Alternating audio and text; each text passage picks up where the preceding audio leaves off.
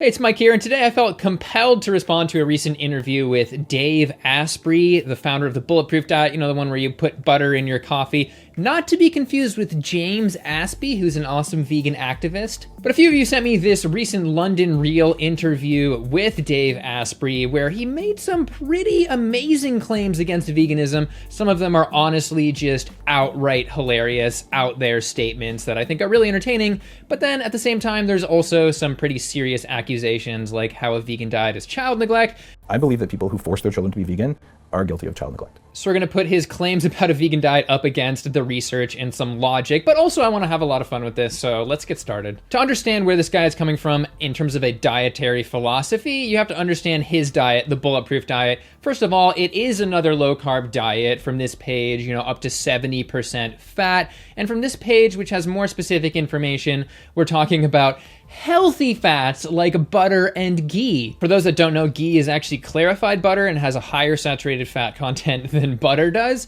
And it also includes a variety of meats and eggs, which he refers to as a clean source of protein. It's also another one of those diets where you insanely remove legumes, which are the #1 dietary predictor of elderly survival. They're great for you. It also limits fruit, talking whole fruit here, to 1 to 2 servings per day, which goes against a massive amount of science in terms of health and fruit. From this study on 7 studies, they found a 6% decrease in mortality for each additional serving a day of fruit. But fruit has carbs, and in order to maintain a low-carb diet, you gotta get it out of there. On the same page, he even advises against consuming pasteurized dairy, saying that you should go for full-fat raw dairy. From the CDC, raw milk gives you an 840 times risk of being infected from milk.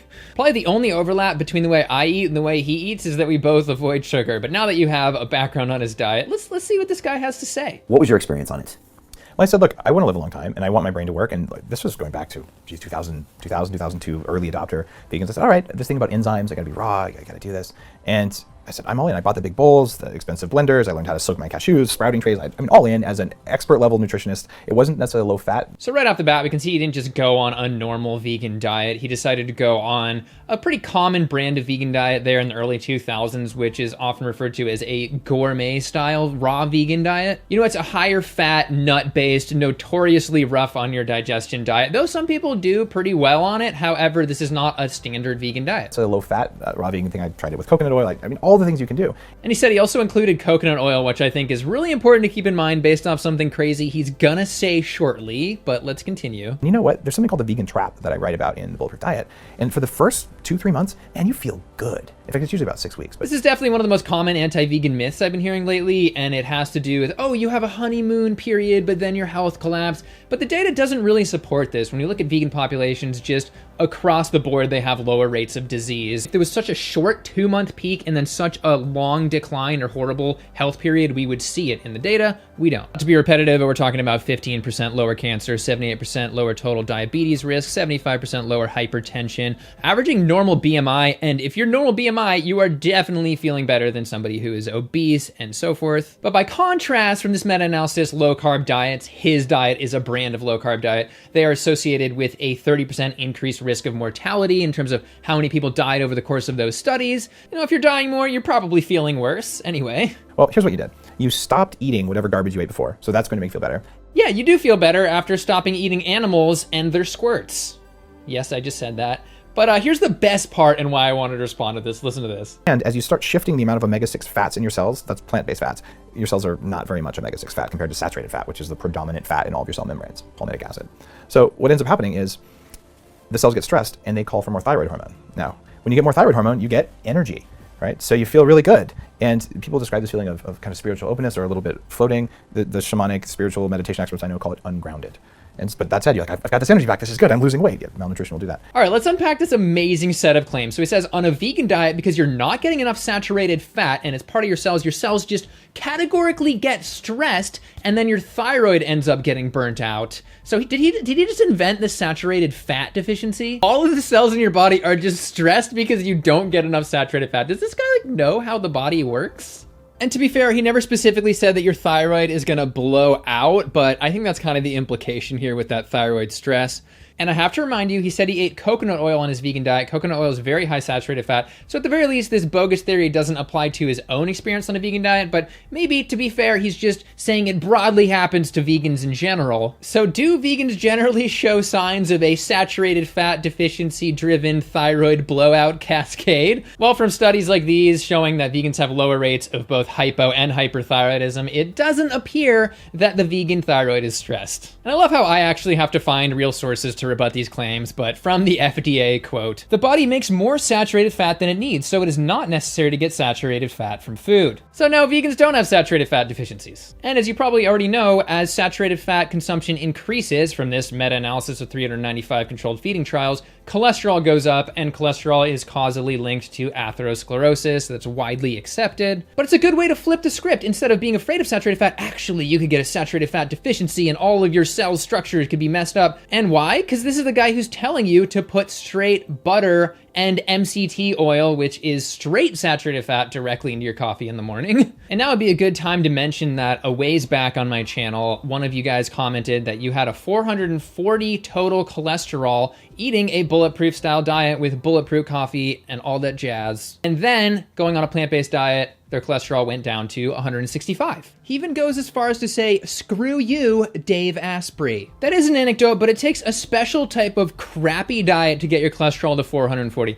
A really poopy diet. I'm gonna say it. Here it comes. The bullet poop diet. Yep, fiber so low that you're gonna be pooping bullets. But seriously, I've calculated the amount of saturated fat in Dave's coffee. You know, if it's 2 tablespoons of ghee plus 2 tablespoons of MCT oil, we're talking 42 grams of saturated fat, almost 400 calories directly from saturated fat. What a way to start your day. But seriously, how does he just spout off these myths with a straight face right there, super confidently, just saying some really crazy stuff? Well, the reason everybody without exception should wear yellow wraparound glasses is because they allow you to see directly into your thyroid.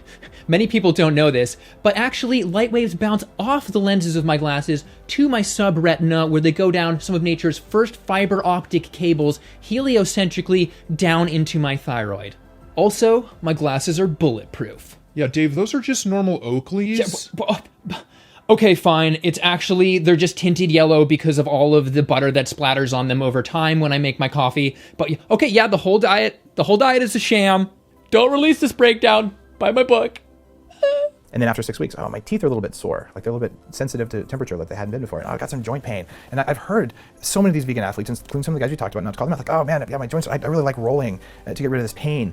Is it just me, or is he literally expanding one dude that he talked to who was using a roller at the gym, like there isn't a roller at every single gym on the mats, and expands that to every single vegan having long-term joint pain? Dave, he probably actually had side pains from rolling on the floor, laughing so hard because of all of your ridiculous anti-vegan claims. There's absolutely no indication that vegans in general have more joint pain than normal people. Many people have reversed the rheumatoid arthritis, which is super painful joint situation on a vegan diet. And he sort of elaborates on this later in the interview, so let's cut to that. He says, on a vegan diet... And what you find on a vegan diet is your lab tests do not get better. Your inflammatory markers go up and up and up, and you get the joint pain. Okay, now I feel like we're at a point where this guy is just objectively a horrible source of information. Looking to this study on C-reactive protein and inflammation marker, they took some people, put them on a vegan diet, their inflammation markers dropped by about 30%. Oh, maybe that was just the short-term vegan effect or whatever. They then looked at long-term vegans, and they had the lowest inflammation levels of all. So this is totally upside down.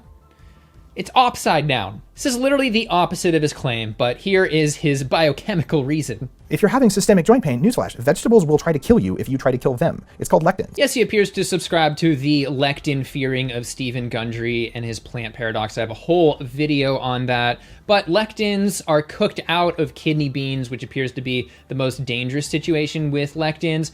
But it also appears that lectins may be anti-cancer. And Stephen Gundry also has a sort of history of making ridiculous claims without sources and interviews. The yolk of the egg may be the most beneficial food that has ever been invented. I'm not saying you shouldn't eat plants. Humans definitely can and benefit from eating plants, but most plants will kill you.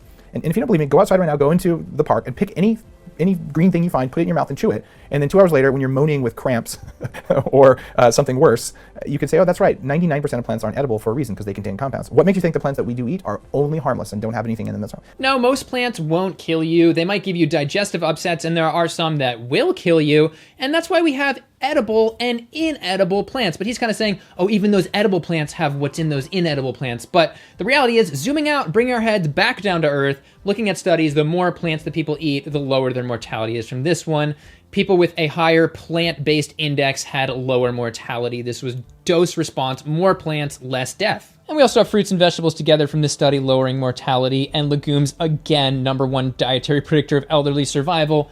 Be very afraid, though. No, the reality is that plants aren't killing you, they're saving your life. Good slogan. But then we switched to kale. God, I ate so much kale. What a horrible decision that was. I used to put it in my damn green smoothie things too, back in the day. Me too. And #1, kale's gross. Can we just say that? And if you cover it with natural MSG in the form of nutritional yeast, they call it, but it's really just MSG with good labeling. Kale is full of something called oxalic acid. And oxalic acid is something that binds to calcium in your tissues and makes tiny little crystals that get stuck in your kidneys. It's tied to autism. It's tied to a condition called Vulvodynia, where you get these crystals in labia if you're a woman, and you can't even wear underwear because it's so painful to the touch. This is some next level fear mongering here. If you eat kale, your vagina will fossilize. I knew this one vegan health guru lady. She really pushed kale on everybody. And I actually started calling her Medusa because every time she looked at someone, their private parts would turn to stone. No, not like that. A vegan diet's bad. I once again can't believe that he can just make ridiculous claims like this, and I'm the one who has to actually research it. But if you're actually looking at studies like this one on this condition, Vulvodynia, it appears that the oxalate intake is not different between women who have it and women that don't. So the women who had this condition were not eating more kale and spinach. It was probably another cause. He keeps going. Kidney stones. The producer on Moldy Movie, the documentary that I did about environmental toxic mold, she was eating three kale salads a day. She gets kidney stones in the middle of the film. What happened there? What happened there is that oxalic acid from kale. This man is literally an anecdote machine. Yeah, one woman who ate a bunch of kale had some kidney stones. First of all, kidney stones are very common. Secondly, who eats more kale? Who eats more oxalates from greens? A vegetarian or an omnivore? Obviously, a vegetarian does. From this study, vegetarians had 40 to 60% lower rate of kidney stones. And to keep it going, looking at a study on the DASH diet, which is a more plant-based but still reducitarian diet, includes some animal products. Now, the DASH diet includes higher oxalate greens like spinach and kale, and the results, this time we see a 40 to 45% reduction in kidney stones with eating. And his diet is partially a keto diet, and from studies on children who are put on a keto diet to treat epilepsy compared to the normal rate of kidney stones, kids fed keto in this study had 2,000 times the incidence of kidney stones. Anyway, you get the point. He's not done with kale, though. And then we've got heavy metals that build up in our vegetables. Kale is the most efficient chelator of thallium, which is called the poisoner's poison that's out there. So now we're seeing vegans who eat a lot of kale actually get high levels on lab tests of thallium, which is environmentally present because it's what we put in gasoline now instead of lead. Yes, kale will give you heavy metal poisoning. I think this is another case of sort of sensationalist journalism being parroted. I searched far and wide, and there is nothing about thallium and vegans at all. But one vegetarian woman who likes kale had high levels. The reality is that this was from a very highly prestigious study in the journal Craftsmanship Quarterly. This subject deserves a whole video because it's so complicated, but from this study, animal products also bioaccumulate thallium. And from this other study here, if you're worried about toxins, 95% of persistent organic pollutants, another type of toxin, come into the body through animal fat in the diet. And guess what he's telling you to eat? A ton of animal fat. And as far as thallium goes, it's largely from coal plant exhaust, sort of just pluming down onto surrounding fields and then bioaccumulating. So that high thallium kale woman ever lived near a coal plant? That could be another explanation. But this is a modern industrialization problem. It is not a vegan problem. And if it's anything like lead in kale from this paper, you'd have to eat 69 kilograms of kale in order to get up to the upper daily limit of lead intake. You're going to decide that feels great. As your health starts to decline, as your resilience goes down, your ability to hang from a bar, you have a pull-up bar out there. Yeah. Well, the average vegan who comes in cannot hang from that bar nearly as long as the average person who eats garbage food, right? Why is that? Because vegan diets make you weak. According to my Rolodex of ridiculous anti-vegan claims, the average vegan can't... What is this? What the heck? First of all, the world plank record for women was just recently set by a vegan woman in terms of muscle endurance. Come on. And have you ever seen Frank Madrano? He literally just defies gravity. He destroys gravity on those bars. Also, in my experience, Lindy and I, when we go to the gym, we're like some of the only people that can actually do pull-ups. And when she rattles off like 5 or 6 pull-ups in a row, all the guys are like, They literally get like triggered because they know they can't do it. Literally, one time she had to step up to the pull-up bar. She left for a second. A guy came over and angrily actually kicked it out of the way. Gotta love gyms. Gotta love gyms. I would also just argue that because vegans average normal BMI, that they would be able to hold on from that perspective if you want something tangible. Anyway, this guy needs to watch Game Changers, and one example from Game Changers is Kendrick Ferris, who holds a US Olympic weightlifting record, and he was the only male to qualify for the last Olympics in Olympic weightlifting. And you get no collagen in your diet, which is necessary for those healthy joints, and then you're in pain all the time the way I used to be. And a lot of those vegan athletes, man, they can push it, they have willpower, but they're paying for it biologically. Gotta love it, just hitting all of the myths. Well, if you're looking at collagen as a protein, it's made up of about 600 amino acids. And your body, from Colorado State University, through digestion, there is virtually no absorption of peptides longer than 4 amino acids. So your body will only absorb tiny little fractions of what it needs to make collagen. And those peptides are available in plants. So I want this to be true. And by the way, if you're gonna have children, for God's sake, don't be a vegan. My first book, 1,300 references, called The Better Baby Book. My wife was infertile. Seriously, for your children's IQ, do not be a vegan and get pregnant. Nice little book plug there. The problem is, it doesn't appear that there are 1,500 references in this book which claims to debunk vegan children as a thing. There are many 1-star reviews on Amazon saying that there are no citations at all. 0 footnotes. And in terms of the claims, I love this. It's one thing to say my wife shouldn't have onions or garlic, but please cite where studies found that it, quote, lowers brain waves. I believe, oh man, I'm gonna get pissed off. I'm gonna say, I believe that people who force their children to be vegan are guilty of child neglect. The average kid going to McDonald's, though, they're totally fine. But seriously, make a good case to me here, Dave. Show me maybe some sources, any real reason why vegans are committing child neglect. And I'm saying this based on science, and I know that the parents who are doing that are doing it because they love their kids. This is not a judgment. This is that children who do that do not have what it takes to grow. In fact, I remember my parents went to Waldorf school, and they were very young. Still, my son must have been 1 or 2. One of the teachers, this old wise woman, she picks him up. She goes, "Oh, he's like a baby from 30 years ago. Babies today are so light. They have bone density issues." WTF. I mean, there's so much wrong with this. First of all, how does one flattering comment about your child from some lady mean that all vegans don't have good bone density? She isn't even comparing your child to other vegans. She's comparing your child to most children, and maybe your child just has some extra heavy metals from all of that wild-caught fish you feed them. Makes them a little heavier. But let's speak your language, the language of anecdotes. There's Nina and Randa, who are twins who have been vegan for life. They are taller than the average, so they definitely have what you need to grow. There's also Jahina Malik, pro bodybuilder, who is way more jacked than you are, Dave. And she's been vegan for life. But for all of those that want more than anecdotes, we have the Academy of Nutrition and Dietetics, which is the largest nutrition organization in the world. In their statement on vegetarian and vegan diets, it says that vegan diets are suitable for all stages of life, including pregnancy and childhood. And they actually go through the nutrients that your kid requires to grow, like calcium and fatty acids and iron. A vegan diet literally contains every nutrient required to grow. So in the end, this man probably has the largest hat of pseudoscientific rabbits he can pull out against a vegan diet. I mean, it's kind of amazing. Vegans don't get enough saturated fat, so their cells will be stressed and they'll get a thyroid imbalance. Oh, vegan inflammation markers just go up and up and up. Or apparently from his book, how garlic and onion lower your brain waves. You know, I think what this guy reminds me of is that one kid that everyone knew that would just spout off a ton of BS and everyone would just be sitting there with their jaws dropped like, how is he even saying this? How is she even saying this? What did I do this weekend? Well, actually, I was just standing on the street and this really hot guy came up in this Ferrari and he was like, "Get in, Tina, I want to be your sugar daddy." And I was like, "Okay." And then we flew to Paris and like I got this really hot tattoo, but then I got it removed because it made my arm look fat. What? Now, in many of those cases, it was probably compulsive liars, but I don't think that's what's going on with him. I think it's more that these little health ideas really get a nice positive reaction. It probably brings people toward his brand. He likes to spread these little health memes, but he doesn't go and look at the sources, which in my opinion is irresponsible. But his denial of saturated fat's role in our #1 killer, heart disease, is probably the most dangerous here. I mean, he's telling people to put 40 plus grams of saturated fat in their coffee in the morning, and we're having young people coming and saying that they have 440 cholesterol. So please do not follow the bullet goof diet. All right, let me know if you've ever tried it before, what your experience was, or just let me know what you thought about all this guy's claims right there in the comments down below. All right, thanks for watching. Feel free to like, subscribe if you like what you heard. If you want to support me, you can support me on Patreon. Super thanks to everybody that's been doing that over the years, and see you in the next video. My sheep and pigs, I live on an organic farm, permaculture base and all that. They will spit out raw kale. Literally, they will not touch it. There'll be a pile of it. They'll pick it out of their food because they know what they're doing. Also, they're made of bacon, which means they're delicious. There, did I troll any vegans with that statement? Sorry, guys.